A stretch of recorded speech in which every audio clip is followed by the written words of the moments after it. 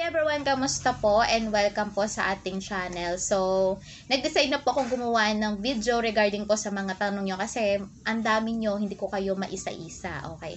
So, yung mga katanungan nyo, itatry nating sagutin yan dito sa video na to. Okay?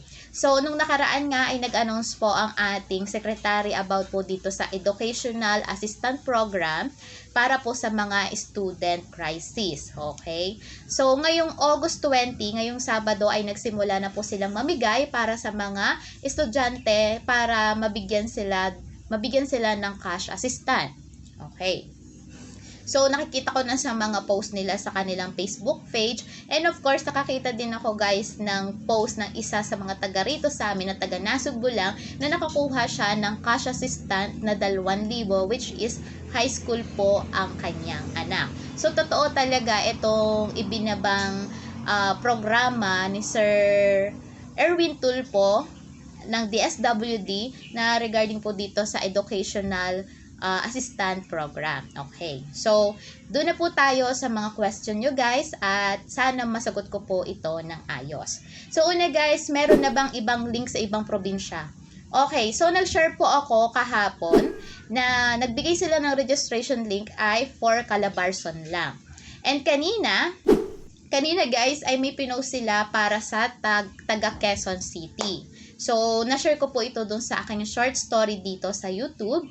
And i-check nyo na lang po sa official Facebook page nila yung mga announcement nila at regarding po dun sa mga registration link kung meron na po silang inilalabas. And kagabi din guys, may nabasa din ako na meron na din silang inilabas na email address para po sa mga taga Bohol, taga Negros at taga Cebu po yun. So, ipopost ko na lang po dyan. And, of course, guys, tignan nyo na lang po dun sa kanilang Facebook page yung mga pinopost nila dun. Kasi, mayat maya sila nagpo-post, guys. So, i-follow nyo lang and also i-like nyo po yung kanilang Facebook page. Ayan. So, yung pa lang po yung nakikita ko na may binibigay na silang link or email address. Okay? Next, number 2, paano ma-scan ang QR code? Ano ba ang pwedeng gamitin? Okay. So, nag-share ako kanina guys ng video kung paano po tayo mag-fill up ng sa registration link para sa educational assistant ng ating mga anak. So, ginamit ko po doon na pang-scan sa QR code ay ito pong Google Lens na app.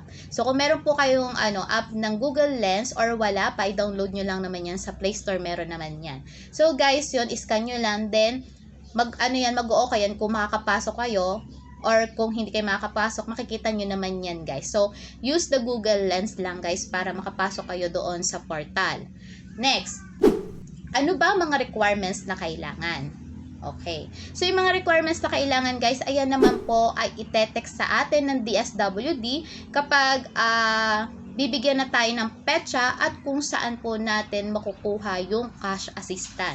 So, guys, ang alam ko na requirements na kailangan natin ay school ID, lalo't college students po yung mag-claim, valid IDs po ng guardian or ng parents, and of course, kailangan po natin ng certificate ng katunayan na na-enrolled ka na or yung enrollment form. Yan, basta regarding po na nakapag-enroll po yung bata. Yan yung po yung mga kailangan nating requirements.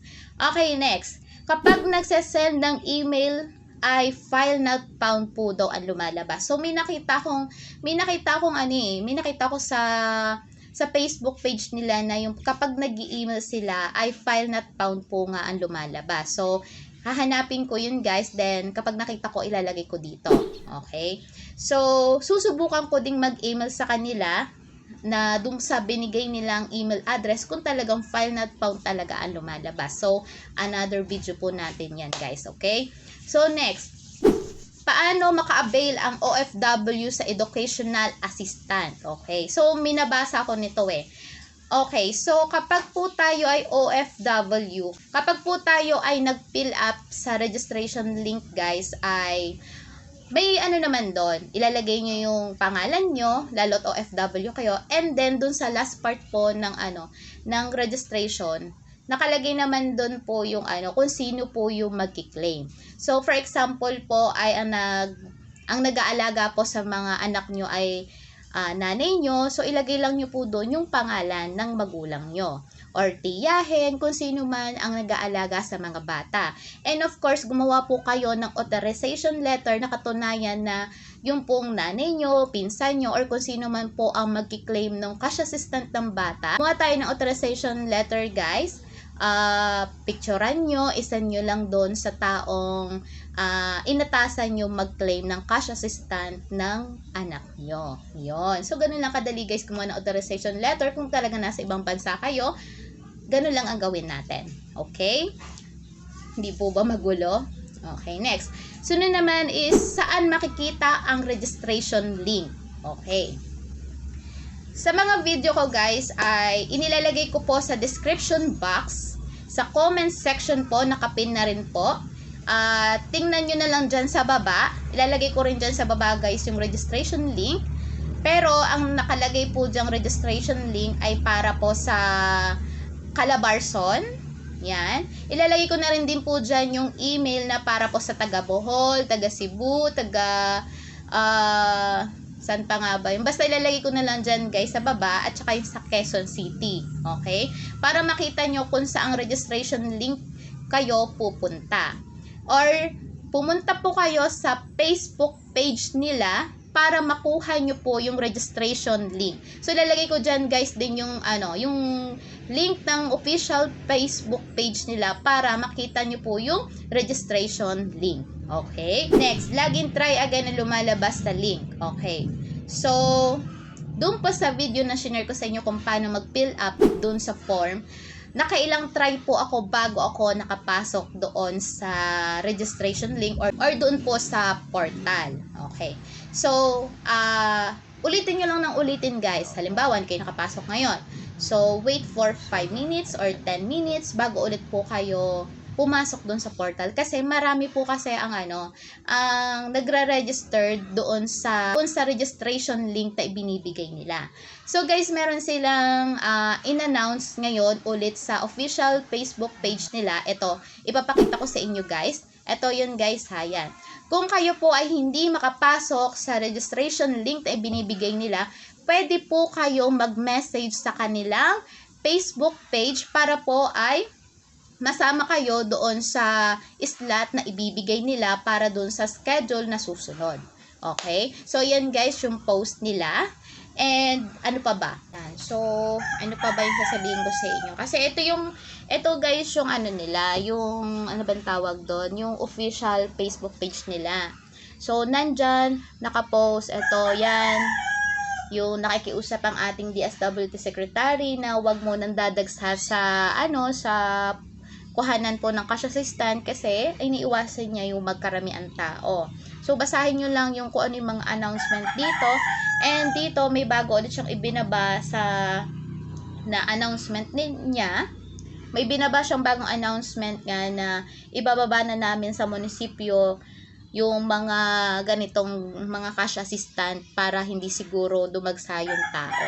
Kasi marami din kasi nagko-comment, guys, na na marami daw hinihingi ang DSWD na requirements pero hindi naman po ganun ang sabi ng ating secretary. So ito, guys, katulad nito mga 4th year college nakakuha sila ng kanilang kanilang cash assistant. Dala nila yung yung certification nila, yung katunayan na enrolled na sila.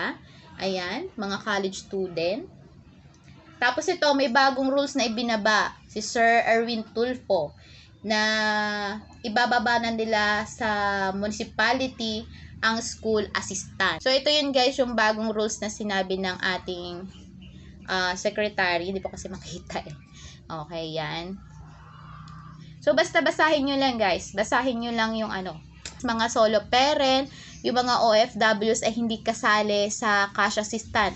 Kasali po lahat, guys, basta student in crisis po yung mga estudyante na kukuha po ng educational assistant. And of course, yun nga pala, may nagtatanong na yung pumapasok daw sa private school ba ay pwede daw kumuha ng cash assistant.